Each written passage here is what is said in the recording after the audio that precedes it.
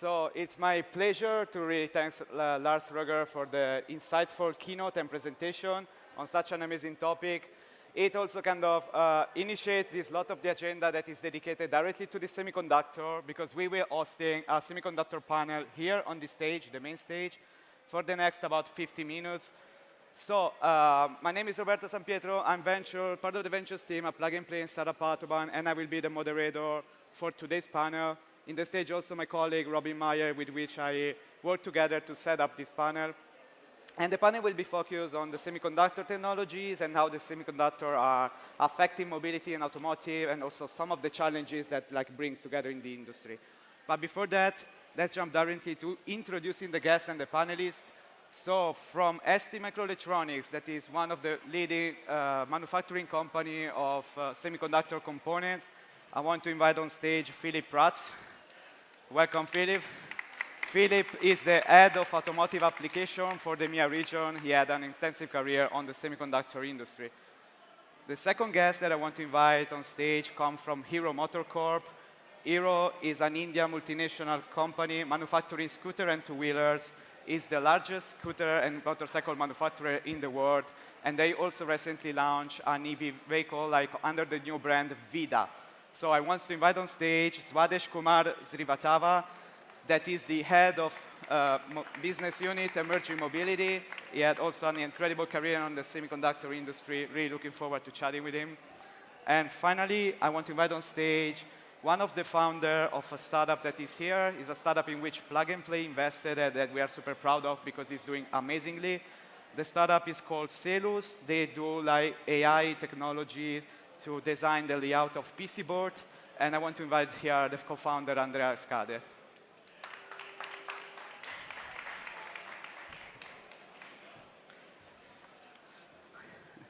So, semiconductors are becoming an indispensable technology for many industries, including automotive, making our vehicle more intelligent, safer, and also more sustainable. This brings a lot of opportunity, but also many challenges and obstacles that OEMs and their suppliers have to face every day. My first question goes to you, Philip. STMicro is high-end competition when it comes to innovating with startup and technologies. You are partnering with a lot of global initiatives worldwide, including STARTUP AUTOBAHN and Motor Valley Accelerator, that are the two plug-and-play mobility platforms here in Europe, but also with your own initiative, STAP. So my first question is for you. Which are the technologies that you believe will shape the semiconductor industry for the next 5 to 10 years? Thanks, Roberto. Great to be here, also to have some of our startups exhibiting this kind of innovation. To answer your question, I think it's a bit challenging because there are so many technologies ongoing in the semiconductor industry. We have seen the presentation of Lars. So what I want to start with is about energy. I think it was mentioned, we need energy, we love energy. And in this field, I think more than love, we need also to take care of saving energy. And I believe this is one of the major aspects where we as a semiconductor company, we can bring really technology to save this kind of fundamental elements. Without energy, we cannot feed our industries, we cannot feed also the cars. I want just to share a data point. If we look at our worldwide electricity consumption yearly, we are above 20,000 terawatt-hour. And the question mark is, what if we save 1%? And if we gain 1% of energy efficiency, if we calculate this, it represents roughly 40 standard, let's say, nuclear plants on our Earth. So starting from this point, one of our key missions is really to work on efficiency for energy. And this is where power electronics, you know, this is technology that maybe 20 years ago was ugly. Engineers starting from school were saying, why to put my fingers in this, let's say, kind of electronics, when we see today the impact of power electronics, for sure for the car mobility, for electrification, it's so huge.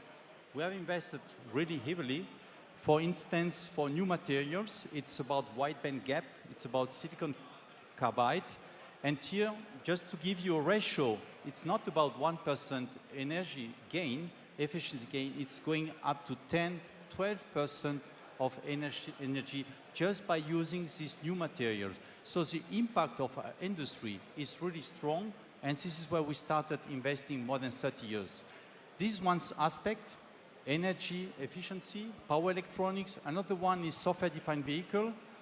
We have seen that it's all about data, it's all about processing data, but also here we should, how to say, be careful of how we treat the data. I like the speech from Barbara. She spoke about delicious data. So I think we as a company, as Semiconductor, to make data delicious. What does it mean? It means data which is reliable, which is safe, which is secure, and which is not generating too much data inside the architecture of vehicle, because it will consume too many MIPS on the computing part. So that's one element. So smart sensors, smart actuators, processing, efficient data. This is the technologies where we really can change the game. Many technology then, but also, like, as we know, many challenges and obstacles, especially for OEM and car vehicle manufacturer or motorcycle manufacturer, as in the case of Hero. So next question is for Hero Motocorp. I'm interested, like, which are the major challenges that you believe OEM face every day when it comes to semiconductor? Yeah, I think, first of all, I think Lars painted a very good picture of how customers are expecting, all the smartness, the connectedness, the evolving features in all automobiles, not just EVs, but even in the traditional ones. And maybe the amount of that in a two-wheeler, which we deal with, is relatively lower than four-wheeler, but even in two-wheeler, now we see that customers are just demanding more and more connected features. They want preventive maintenance. They want to make sure they get the best service. They are not down with their vehicle for long. All of this puts a lot of pressure on the OEMs and the product developers that you need to have all these, from as we also saw, from sensing to be able to help drive that vehicle, to be able to take care of that vehicle with all the data which is coming out.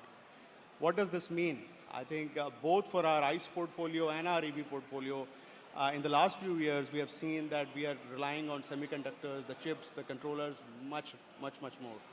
And that is something, frankly, which, for a traditional OEM could be a new thing to deal with, right? And that's what we have been dealing with last few years.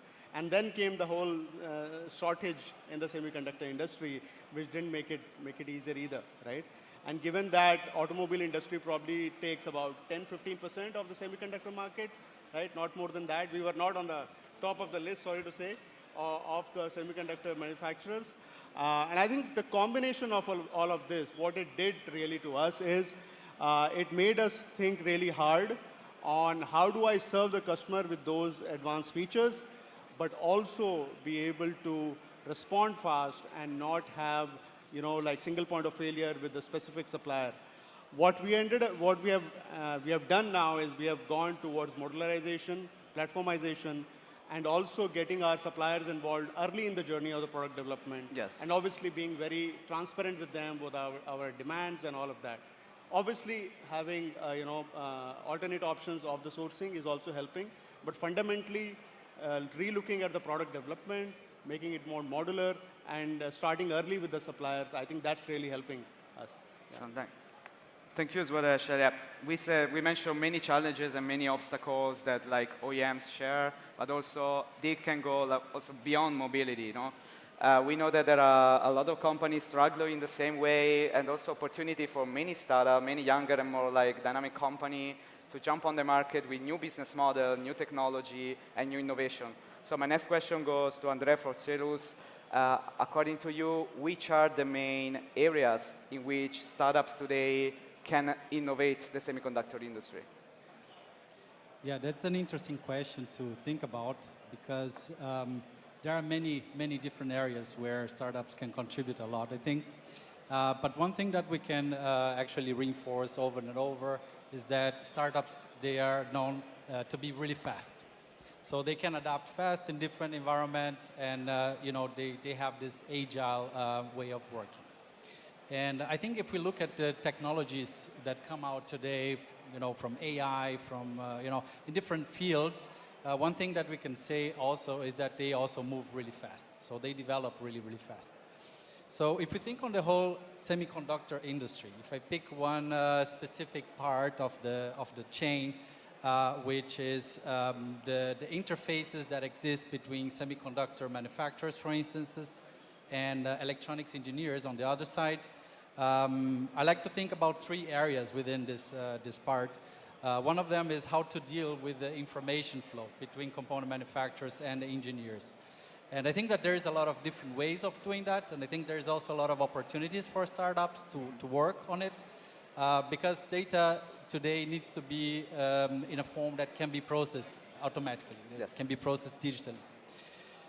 Then we can think about, for instance, also on what is the design experience that engineers have on the other side of this interface, right? So as a component manufacturer, you want to provide the best design experience for engineers, so that you have also the highest chance that engineers will pick your parts, right? That's a big pain for engineers.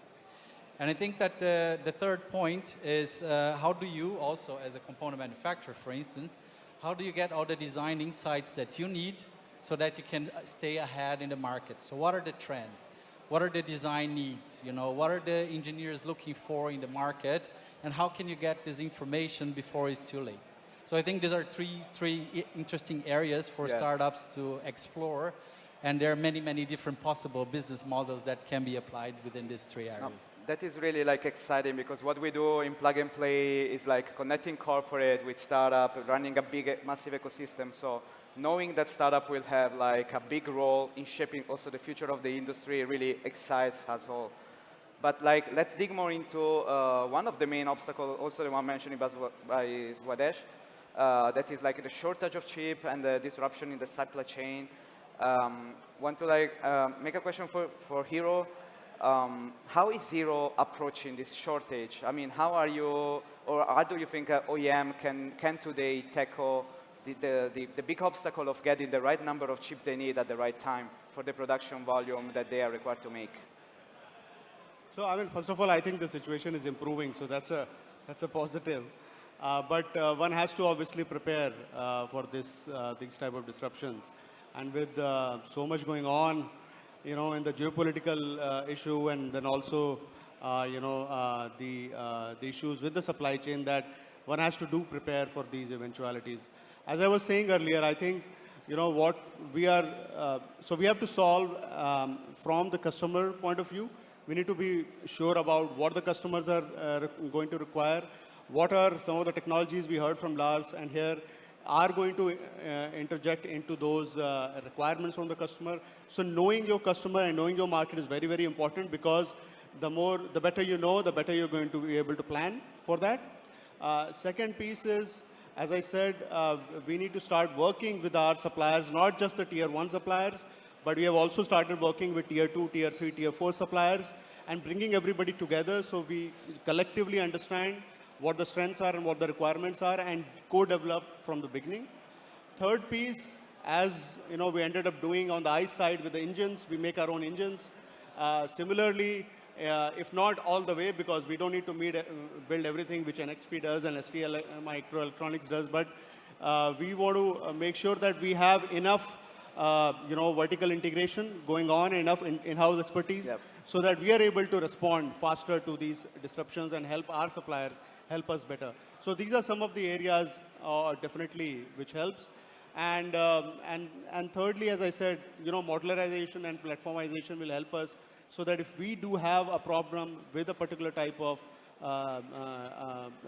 parts, then are we able to still get close to our specs using something else? Or are we able to prioritize across models and prioritize certain models which are more important for the market? So I think all of that is what we are focusing on. Sounds great. Thank you very much, Swadesh. Next question, for Philip, for STMicro, you are at the top notch of the supply chain. You are the one manufacturing the chips, so you should be the one knowing also what is happening downstream your supply chain. My question for you is, why do you think it's becoming so challenging for OEM, tier supplier, getting like access to the semiconductor components they need? And what is your take on how can they maybe make this process easier in the future? Yeah, thanks for the point, because it's for sure critical aspect that we have seen in the last 2 years, and you raise a lot of very valuable aspects that are also true for us. First of all, I want to look at this crisis from the positive aspect. What did we understand together? And together, I mean with the market. I mean, after more than 20 years in this market, it hasn't been so exciting as of today with such kind of extreme situation, because it has become an extreme situation, but at least we have all got a better understanding what does it mean semiconductor. And to answer your point, it's clear that there must be a big challenge if you treat car production, which takes few hours, one day to assemble, with a silicon production, which will take 20, 25 weeks of lead time. Yeah. So how to combine just-in-time industry with such latent, let's say, product manufacturing. And this has been, let's say, as a foundation of the problematic. So good points. Everyone knows better what is semiconductor, what is the pain of our industry. We know that the market is changing, so we won't maybe see and reach again the 100 million of light vehicles per year. There is fluctuation, but the silicon content is growing. So how to deal with this information? I think we have learned that the ecosystem are changing. It's not more the traditional OEM, car maker, tier one, and maybe a silicon vendor, but there are a lot of new actors, which makes the complete environment more challenging. Yeah. We have done escalation calls with 2 parties, 3 parties, 4 parties, 5 parties, and then you realize how many hands were in the supply chain. It was clear, very difficult. Yeah. So looking ahead, I think it's all about collaboration, transparency, providing more visibility, getting more information from our customer, from the customer of our customers, identify the strategic component, but still keep an eye on the bomb. It makes no sense to have one, let's say, secured and the rest not. So it brings us to work better together. And this is what we have to take out of this, let's say, challenging situation. That's insightful. Thank you very much, Philip. We only have time for last answer. I want to make it to Andrea. How can startup really help a corporate in solving this chip shortage and supply chain disruption that today we are experiencing all over these industries? Yeah, so one thing that I think can be considered a lot whenever we think about the issue with the chip shortage is that how the supply chain is laid down and what are the dynamics within the supply chain. And I think a lot about it is about information exchange and, as Philip said, also transparency. So if you have a really good understanding of how your supply chain works, if you have, for example, if you have information about what other alternatives do you have, if we look from a perspective of an electronics engineer, what are the other alternatives that you have for your design? What are your other plans in case something is not working well, in case you don't get the components that you need on time? Then I think that we're creating an industry that is more resilient to issues like the semiconductor shortage.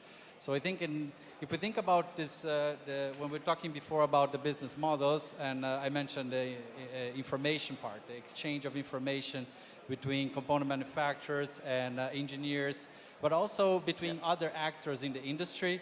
I think that if we have a more resilient network of exchange of information and this information being in a format that can really be digitally processed and you can extract real insights out of that, then I think we can bring much more insights in the industry. And I think that this is what also startups can help a lot within the ecosystem. Thank you, Andre. Unfortunately, we don't have any more time, but it has been a super insightful conversation. I really want to thank Andre, Philip, and Swadesh for being with me today, and also the audience. Let's catch up later at the conference if you can. It's been a pleasure moderating this panel for you. Thanks again for being with us.